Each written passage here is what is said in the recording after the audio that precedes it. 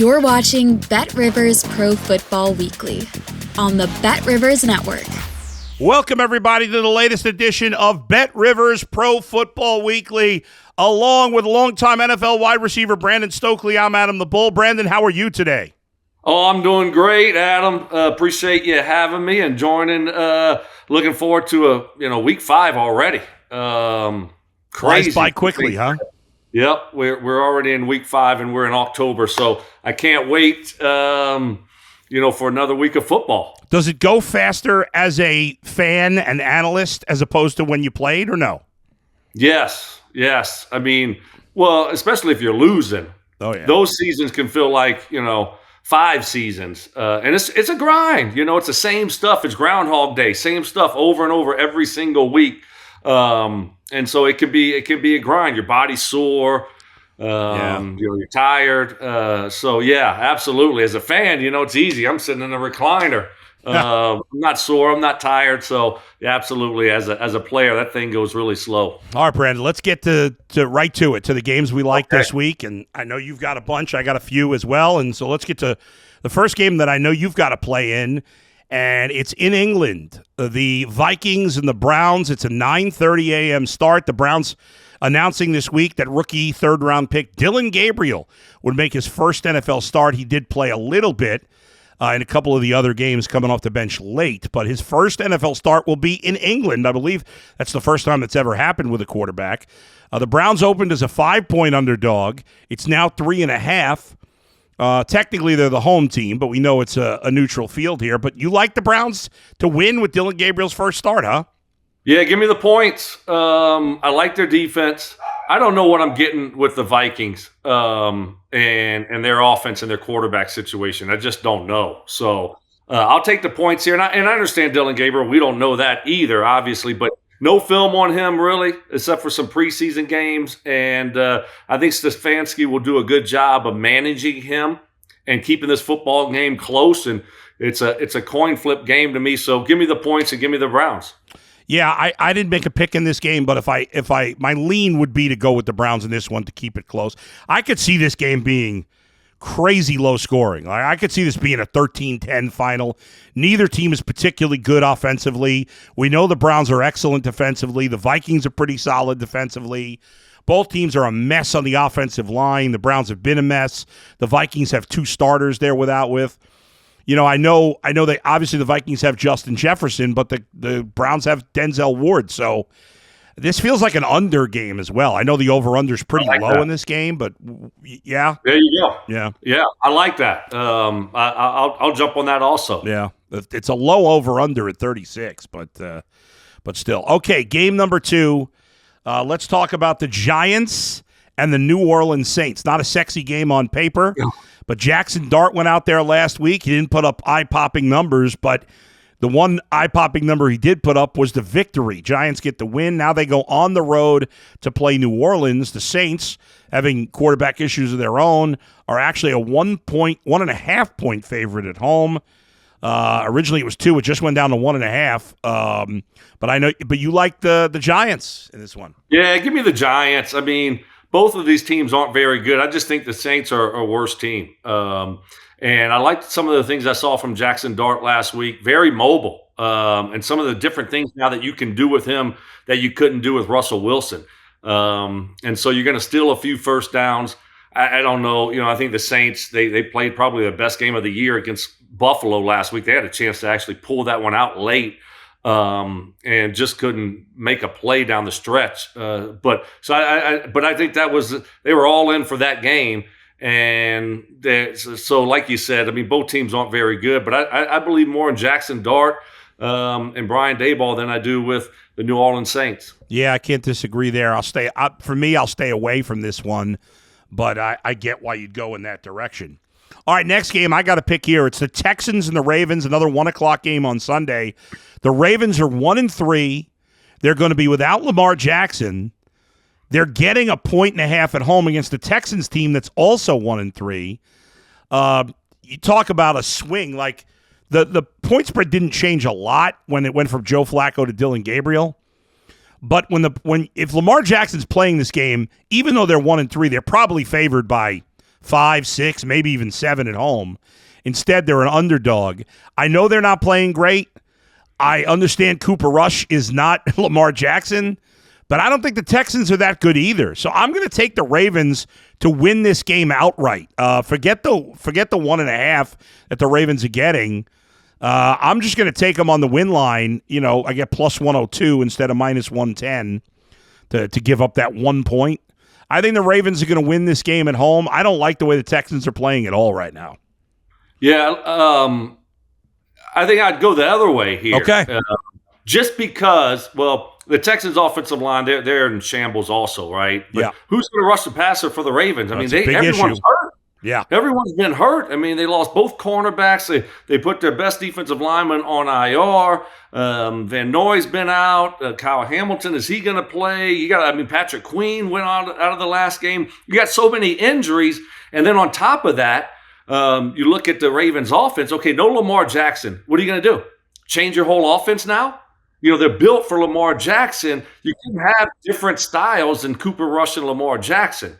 So now what kind of offense are you going to be running there? And how is that going to affect the offensive line? You don't have Lamar Jackson running back and forth for 15 seconds, buying you time and wearing out a defense. So although I'm not a big believer right now in Houston, their defense is for real. And if Lamar can't play, I think they get after Cooper Rush. So I would lean towards the Texans, even though it's on the road. Yeah, listen, good sound arguments, no doubt about it. There's something to be said, too, sometimes when, your superstar is out, at least for 1 week, we're going to all step up our game and play well. But those are all fair criticisms of the Ravens. They've got talented skill position players, but they're used to playing a certain style, and they can't do that with Cooper Rush. And, their defense, which already wasn't playing that well, is in big trouble. So that's definitely a fair point. All right, Broncos-Eagles, next game on the slate. That's also a 1 o'clock game on Sunday. The Eagles are a 4-point favorite. I know when you first looked at it, it was 4.5. Either way, you like the Broncos on the road in this one. Yeah, give me the Broncos. Right now, I don't know what the Eagles' offense is doing. They can't run the ball, and certainly not anything like they did last year. And their passing game, no explosive plays except for the end of the Rams game there in the fourth quarter. They've been struggling. Something's just a little bit off with them. I think the Broncos found their mojo on defense last week. And so I just think it's going to be a close football game. I do think Philly wins it, but I got them winning by a field goal. So if I can get 3.5, 4.5, right around there, give me the Denver Broncos. Yeah, I would expect this to be a fairly close game. The Broncos played very well last week, an extremely impressive performance. I know the Bengals are a mess right now, but the Bengals still have a lot of weapons on offense, and the Broncos just completely shut them down. They had nothing. The Broncos defense played really well.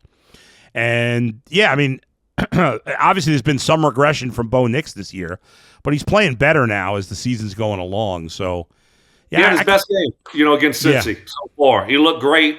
They finally got the running game going, but you look at Cincy's defense, they stink. So, how much do you put into it? Did they really figure some stuff out, or was it just because Cincy is so bad?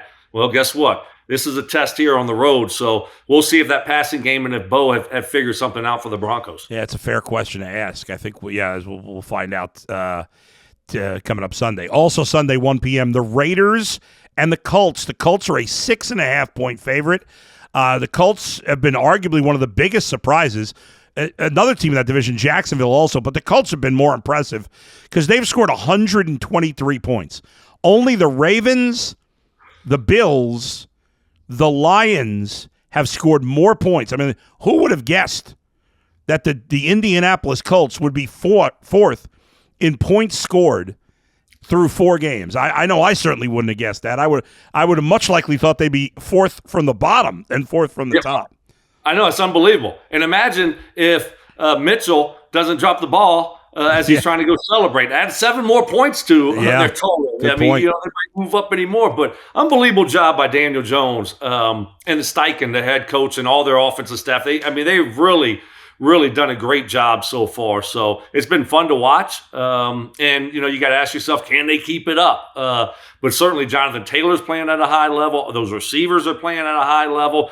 Shout out to my former teammate, their wide receiver coach, Reggie Wayne. He's doing a great job with them. But yeah, they've been playing great football. They've got 6 guys who have over 100 yards receiving. And I know 100 yards receiving is not that much, but like you have 6 guys on pace for about 500 yards receiving or close to it or more. And obviously 2 guys on pace for over 1,000, including Tyler Warren. I've been very impressed. It's not that common. I know we saw it with Bowers last year, but for a rookie tight end to make an impact doesn't happen that often. He's made a big impact for Indy. Yeah, I mean, I think there's been 3 tight ends as a rookie go over 1,000 yards. I might be off there by 1 or 2, but that's it. I mean, it's a hard thing to do, and 2 of them have been recently. I think Mike Ditka was the first one, and then it didn't happen for a long time. So it's a hard thing to do, and they're using them all over the place. We see him in the Wildcat, he's inside, he's outside. He's a matchup problem. He's a big physical tight end that can run. The Colts found him another great tight end. And Jonathan Taylor, I think people kind of forgot how good he was the last 2 years because he's been injured. And that's, you can't make the club from the tub. I get it. If he's hurt, he's not helping you.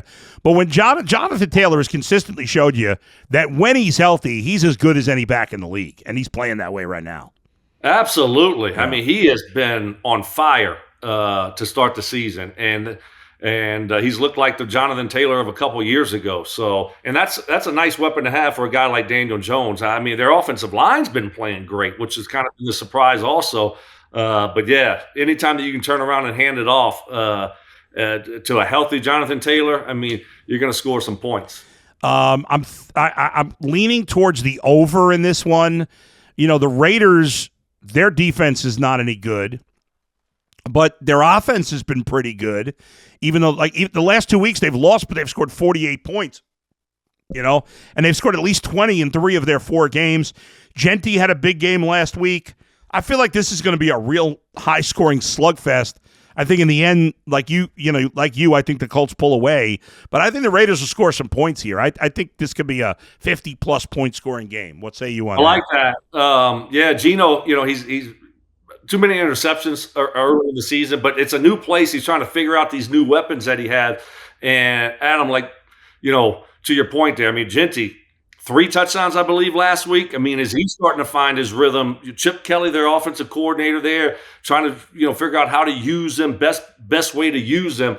He went back to his upright running back stance that he did at Boise State, and next thing you know, 3 touchdowns. So maybe they found a recipe over there. Yeah, the Raiders last week averaged 7.7 yards per rush. Wow. That is crazy. All right, the next game I wanted to mention, let's go to the 4 o'clock slate here. The Commanders and the Chargers. This game in L.A., Jaden Daniels is expected to be back in this game. And I know the Chargers have played well, but I like the Commanders in this game to pull a slight road upset. They're getting 3 points. I think at the very least it's a close field goal game. But I think with Jaden Daniels back, he was close last week. I think the Washington's going to get back on track and win this game. What do you think of this one? I don't mind it. The Chargers, they didn't look good last week against Jackson Dart and the Giants. And their offensive line's banged up. They lost their starting left tackle, Slater, in training camp. Their right tackle, their first-round pick a couple years ago, went over to left tackle, and he got hurt, so he's out a while with, I think it's a high ankle sprain. So they're banged up front. I believe Herbert got hit around 14 times against the Giants. Now, the Giants have a really good defensive front, but that's way too many times. And so he was playing at a very high level, Herbert was, but you want to see him take a step back, well, you hit him. And you put some pressure on them. So they got to figure out that offensive line there. So even though it's a cross-country trip, something, just doesn't feel like it's right with the Chargers. Not like it looked like the first 3 weeks of the season. Yeah, fair enough. They did look off last week. And so I look at this game and I think Jaden Daniels is going to be able to get enough done offensively, I think, being fresh after a couple of weeks off. I know he's coming off an injury, so we'll see. Maybe he's not as fresh as I think. I don't know, but I like him this week. The Patriots and Bills, Sunday Night Football. The Bills are an 8-point favorite. The over-under's 49. I'm kind of stay away. I mean, if I had to pick, I'd take the Bills. It's really going to be hard to bet against the Bills right now. They look far and away like the best team in football. Yeah, you just can't do it. The Yeah. points, just like last week against the Saints, it's just too many points. And it was one of those games where Saints almost took the lead and they couldn't hold on to the ball. Next thing you know, Bills are winning, pulling away for an easy victory. But it's hard to bet the Bills right now. Yeah, I think you wonder, does this really happen? Like, the teams take teams lightly. Did the Bills take the Saints lightly? Or is that something we talk about in the media that doesn't really happen in the locker room? No, I mean, you say the right things, but at the end of the day, they know that the Saints are terrible. They're looking at the scores, they're watching the film, and so maybe you just don't prepare quite the same. You're just kind of a little bit not as focused during the week. But look, coach tells you every game, especially when you're playing bad teams, don't take any team lightly. Look at this game, look at that game. But even when they say that, and even when the players tell you that, they know that the team is terrible, and look, we should roll them. So I think there is a little bit of a letdown from teams when they're playing bad teams, especially if you're rolling like the Bills have been. Yeah.